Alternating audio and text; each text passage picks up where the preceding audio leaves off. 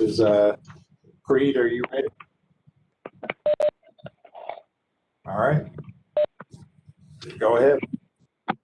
Okay, this meeting is being held pursuant to Executive Order 16 of the Governor of the State of Tennessee.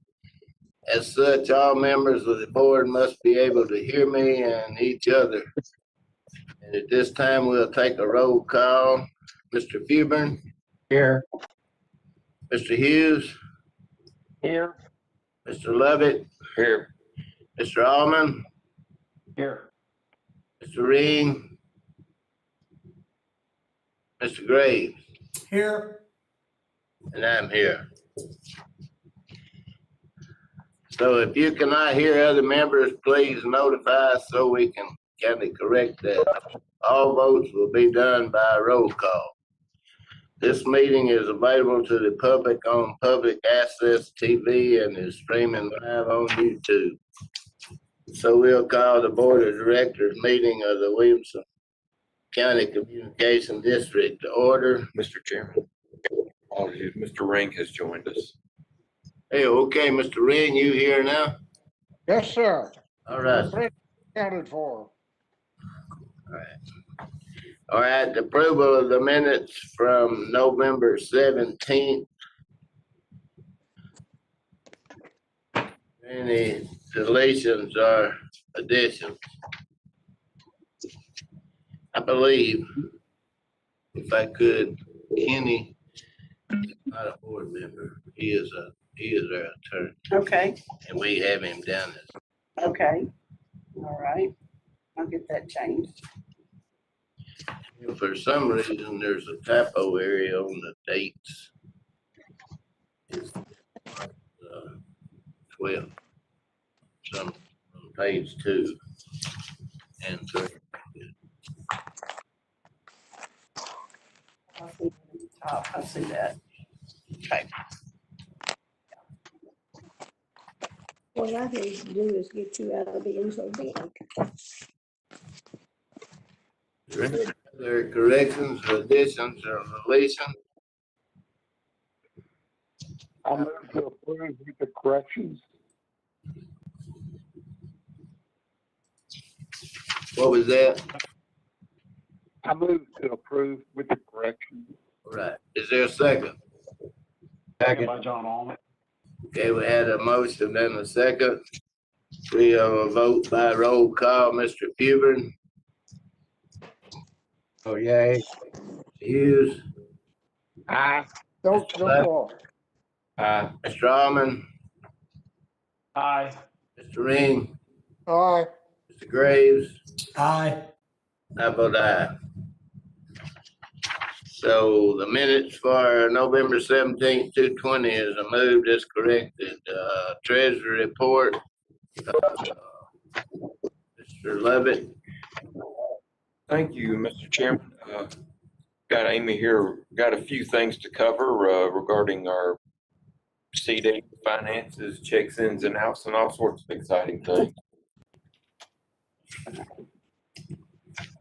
On page 5, you'll see in November, we received a payment for our contracted services with the city of Franklin in full for the fiscal year of 21. In December, 3 of the 4 CDs were matured and renewed at a rate of 1.29%. And the maturity date will be December the 9th of 21. And that is all I have unless you have further questions. Anybody have a question about the treasury report? Just a comment, the correspondence still says attention Ralph Parker on it. We've got business coming under new business. We've got something regarding that. Thank you.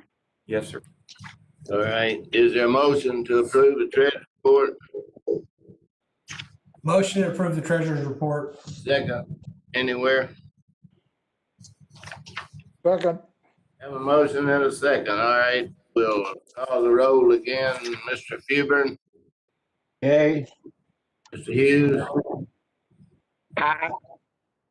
Mr. Lovett? Aye. Mr. Allman?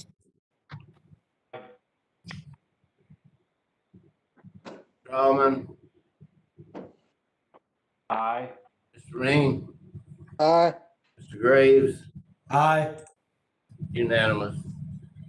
The Emergency Communication Director report, Christie. Yes, sir. Thank you. I'm going to start, if you do not mind, with talking a little bit about what happened with our 911 outage on Christmas Day. I'm sure you're all aware of the bombing that occurred in front of the AT&T building in downtown Nashville. I'm not sure if you're aware that that bombing took out 911 services at 47 PSAPs across multiple states, and we were not an exception to that. Around 12:30 on Christmas Day, we did lose routing of our 911 to our center. Within a very short time, I do want you to know that our EOC was full. Bill, Todd, myself, all of the EMA, Hannah, and the IT staff and some of our response partners all gathered together, and we immediately started working, evaluating the issues and getting the non-emergency number out to to the media. And with the help of EMA, you might have received one of these. We sent out a wireless EAS emergency phone alert to also give our citizens that number to call in for emergencies. By 5:30 that evening, we were able to have 911s rolled to our non-emergency lines that were still up, our sheriff's office line. And we were able to continue to use that method to receive our calls until the lines were restored. During this time, we also utilized one of the programs that we have called Rapid SOS to retrieve the data that we were not getting by the calls coming in on non-emergency, such as location and phone. And it also helped us to identify anyone that was calling 911 and not getting through. So we were able to make callbacks to those that did not get through. On Monday night, around 1900, we were able to move our 911s back to CAMA. And about 2 hours later, we started receiving 911s on SIP. We did have some further outages with SIP from that point, but we did not lose our 911 routing again. We were able to continue to have those services over CAMA. I want to say that losing 911 at any time is unacceptable. And I've had conversations with our state ECD board and also with AT&T to share that with them as well. Myself, along with many of the other agencies in the state of Tennessee and other states, as I said earlier, had the impression that AT&T had redundancy through Knoxville. However, that wasn't the case for the single point of catastrophic failure. Just high level view from what I understand, our 911 calls were routed to Knoxville when this happened, but when they tried to route them back through Nashville to come to us, that was where the single point at that circuit was the failure, and it was damaged due to the bombing. Because of our internal redundancy, we were one of the fortunate ones that did not lose all of our phones. We were able to maintain one PRI through this whole process, which allowed us the resources to roll those 911s to our non-emergency lines. Several of those 47 PSAPs weren't so lucky. They did not have that solution and did lose everything. Some had cell phone solutions, some leaned on other partner agencies, and others were dark for many hours.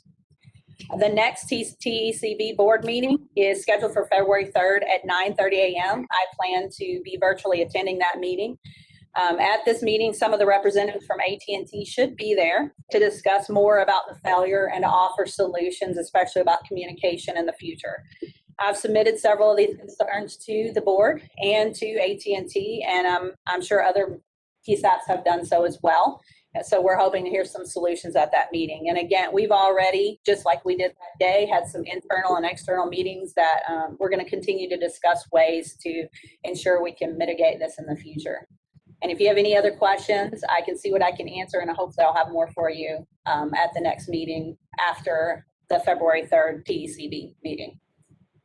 Any questions? Tom here. Yes. I'm really concerned about what the AT&T is going to do to mitigate the problem that we have here in Middle Tennessee and really in whole central area. Yes, sir. Are they going to be ready to discuss that at this meeting at state level this week? I am hopeful that they will be. They put it off on the January because they were not prepared to do that, needed more conversations and to be able to do so. I did feel a little bit more hopeful about that. I had a call with an AT&T representative last week for about 45 minutes and was able to tell him everything that all the concerns that we had internally. And but I know that was across the state. So I am hopeful that they will, but I don't know that for sure. Thank you. Yes, sir. Christy, this is John. Do you mind if I say something about some of the conversations we've had between several of the local PSAPs? Certainly. I was giving it broad by external conversations, but if you'd like to expand on that, it'd be great. For the other board members, today we have fiber optic cable that runs between City of Franklin, Williamson County, Brentwood, and Nashville. And we've got extra fiber, extra capacity in those lines. Actually, the night of this incident, we tried to give Nashville 10 Brentwood phone lines to be able to use for admin lines, but AT&T couldn't do the routing. They would not return the phone call or do the routing for us. We had everything else set up because they lost their admin lines as well. So we have started putting together a group of folks to talk about how we can utilize some of these extra resources as backups and then have redundancy for this backup. So basically creating a fiber ring with at least these 4 entities to allow us to share phone lines and other resources such as data, maybe internet or what else might need to be shared. Today we share certain types of data between us, the 3 of us, not Nashville. This will probably be a separate network, but I don't think it will be very difficult to do. It's really going to be involving the equipment of the 911 systems, how they can be involved and help with that process. One of the things that at Brentwood we're getting ready to do are bring some solid-state zip lines in to our 911 system. So we have dual internet connections that one with Comcast and one with AT&T, and so if one goes down, our network switches over automatically. So that would, if both of those providers went down, we would be in trouble. But at least it would give us another way to get calls in and out of our network. So that's something that's being worked on behind the scenes. It was a very frustrating night for a lot of people, but I know those who were behind the scenes were working pretty hard. So kudos to Christy and your team. Thank you, John. You too. Christy, I have a question. Yes, sir. So if AT&T comes back and we are not satisfied with their solution to fix this problem, what options do we have? Or are we sort of tied to having AT&T as the provider for that? Or do we have other options that we can explore if their response isn't satisfactory to us? AT&T is a big piece of our state plan. We have internal or last mile options that we can have, just like we had a little bit of redundancy by having Windstream and AT&T, so that we were able to keep up one PRI. We did have some non-emergency capability, and we're still having some of those conversations. Bill, anything else that you can think to add to that we're looking forward? I don't think we have an option for 911 services. No. That's gonna, whoever the state goes with is who we're gonna be with. But we do have options for our other phone lines, which we are pursuing to have redundancy. I mean, we've already got redundancy, but we're talking about even more redundancy and failovers. Okay. With working with our partners for sure, like John was talking about. So working with Franklin, Brentwood, and Nashville, and Rutherford County, having redundancy between us. Okay, thank you. Thank you. Any other questions on the 911 outage? Christie, this is Presley. After your meeting, could you send us an analysis of what occurred there as far as your concerns are? Send us some options what occurred here. Yes, sir, I will. Thank you. Yes, sir. Anything further? I still have my report, Mr. Chairman, if that's okay. Sorry, I know I'm taking up a lot of time today. If no other questions about that, I'm just going to quickly go over the regular 911 report. For total 911 calls during this time frame of November and December, we had 8,006. Non-emergency was 23,869. And total dispatch calls for that time is 17,524. As you can see, we went down a little bit in November and started to go back up in December, and that's normal for about this time of year. Also in non-emergency, we kind of pushed up in non-emergency. For staffing, for operations, we're currently 11 short, which is 47 of our 58 positions, not including we do have, and I had a typo there and just seen it, that we only have one part-timer. We're actively seeking applications through the end of January. With the help of WCTV, we were able to create a recruiting video, which we've shared to increase our applicants. And we've also continued to post on Indeed. We have, and it says 47, but I'm going to update you as of today. We have 58 applications. We will be conducting interviews the second week of February with the goal of filling 6 of those open positions starting March 1st. And I also included in here, again, sick travelers. As you can see, with the numbers of COVID rising, we did go up in November and December, December being our highest month of those type of calls, COVID-related calls that are calling for that reason to be transported. And again, that is all I have for you today. If you have any questions regarding that report, I'll be glad to answer anything I can. Any further questions? All right, moving on to old business. Is there any old business? There's one piece that you probably didn't get in your packet, and that is a copy of these internal control policies. So how would we get them? I can email them out. She'll email you a copy of them if you didn't get them. We have already voted on this. We voted it last week, but there's not a copy. Any other old business? Okay, new business is reimburse Williamson County for City of Franklin payment. Who's gonna? I'll expound on that if you don't mind. The City of Franklin automatically deposited a check into the ECD account for their Everbridge services in the amount of $15,400.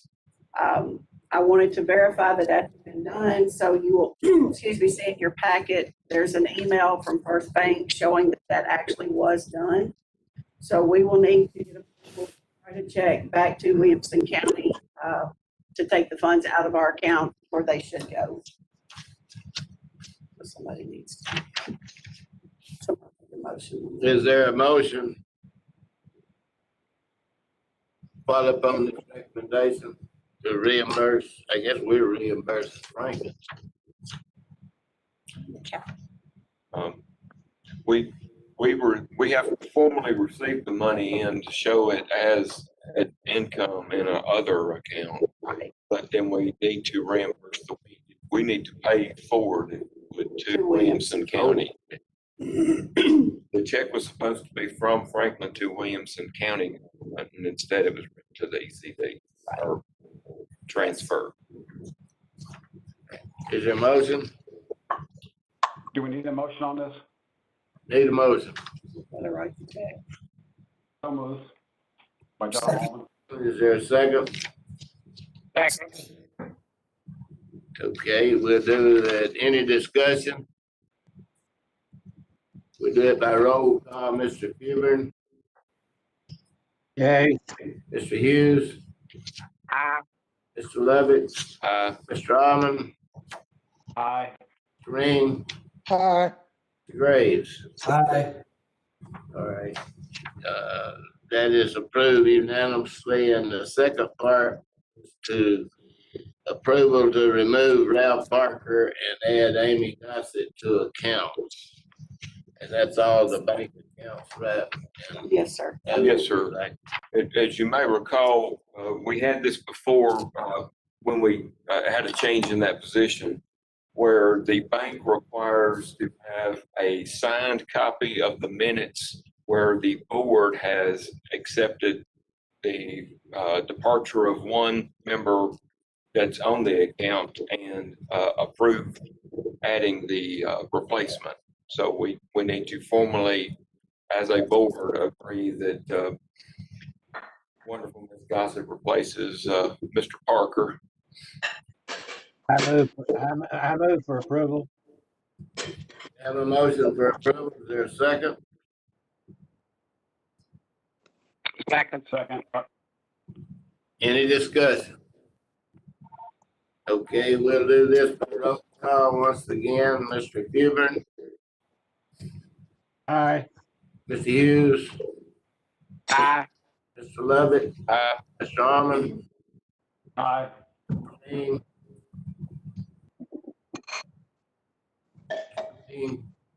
Aye. Graves. Aye. Okay, the motion's unanimous. The next item is the Budget amendment. budget amendment. We have some proposed budget amendments. Yes, sir. On page 32 of your packet, operating account 3020, we received an email at our November meeting stating that we would be receiving the Section 130 revenue.